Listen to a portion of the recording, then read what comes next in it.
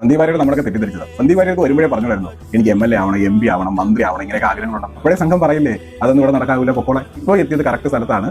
അവിടെയാണെങ്കിൽ ആ ഒരു സ്ഥാനത്തിന് വേണ്ടി കൂട്ടത്തിലും കൂട്ടനിലവിളിയാണ്. വീരബലിദാനികളെ കുറിച്ചൊക്കെ പറയുന്നുണ്ടായിരുന്നു. അവരുടെയൊക്കെ ബലിദാനമാണ് സന്ദീപ് വാര്യർക്ക് ഇപ്പോൾ കോൺഗ്രസിലോട്ട് ടിക്കറ്റ് ലഭിച്ചത്. പ്രധാനമന്ത്രി ഇല്ലാതെ പാർട്ടി മത്സരിക്കട്ടെ എന്നൊക്കെ സന്ദീപ് വാര്യർ പറയുന്നുണ്ടായിരുന്നു. നരേന്ദ്രമോദി അമ്മയുടെ കൊലവിളി അടിയന്തരത്തിന് JP നദ്ദ റീത്ത് വെച്ചില്ലെന്നും പാർട്ടിക്കാരും വന്നില്ലെന്ന് പറഞ്ഞ് കരഞ്ഞടക്കം നടന്നല്ല. പിന്നെ നിങ്ങളുടെ കോൺഫിഡൻസ് മനസ്സിലായി. ഞാൻ ഭയങ്കര വീരശൂര പരാക്രമിയായ വാക്ധോരണികൾ കൊണ്ട് എതിർച്ചേരിയിൽ ഇരിക്കുന്നവരെ അടിച്ചിടാൻ കെൽപ്പുള്ള ആളാണ്. ഇനി BJP കരിങ്ങോട്ട് വാ വാ എന്ന് പറയുന്നുണ്ടാവും. അതുകൊണ്ടൊന്നും പേടിക്കുന്നതല്ല ഇവിടെ ഉള്ളവരെന്ന് നിനക്ക് ഇനി മനസ്സിലായില്ല സന്ദീപ്. ഇനി എന്തായാലും സ്നേഹത്തിന്റെ കടയിലേക്ക് താങ്കൾ ചെല്ലുക, അടിയന്തരാവസ്ഥയുടെ ആവശ്യകതയെക്കുറിച്ച് ക്ലാസുകൾ എടുക്കുക, കോൺഗ്രസ് നടപ്പിലാക്കിയ വഖഫ് ബോർഡ് ബില്ലിന്റെ പ്രാധാന്യത്തെക്കുറിച്ച് ജനങ്ങളെ പറഞ്ഞു മനസ്സിലാക്കുക. പാർട്ടി വിട്ടുപോയെന്ന് പറഞ്ഞ് വീട്ടുകാരുടെ അമ്മയ്ക്കും അപ്പൻ ചീത്ത വിളിക്കാൻ ഇത് കോൺഗ്രസും അല്ല, 51 വിട്ട് വെട്ടിക്കൊല്ലാൻ ഇത് കമ്മ്യൂണിസ്റ്റ് പാർട്ടിയുമല്ല.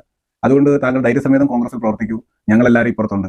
നിങ്ങളുണ്ടെങ്കിൽ നിങ്ങളോടൊപ്പം, നിങ്ങളില്ലെങ്കിൽ നിങ്ങളില്ലാതെ, നിങ്ങൾ എതിർത്താൽ നിങ്ങളെയും എതിർത്ത് തന്നെ നിൽക്കും. അതിപ്പോൾ നാളെ K സുരേന്ദ്രൻ പോയാലും ശരി, പ്രധാനമന്ത്രി നരേന്ദ്രമോദി അമർകണ്ഠൻ ചാടിയാലും ശരി, ഞാൻ ഉൾപ്പെടെ ഉള്ളവർ പോയാലും ശരി, ഇതിന്റെ ആശയം ഇവിടെ തന്നെ നിലനിൽക്കും.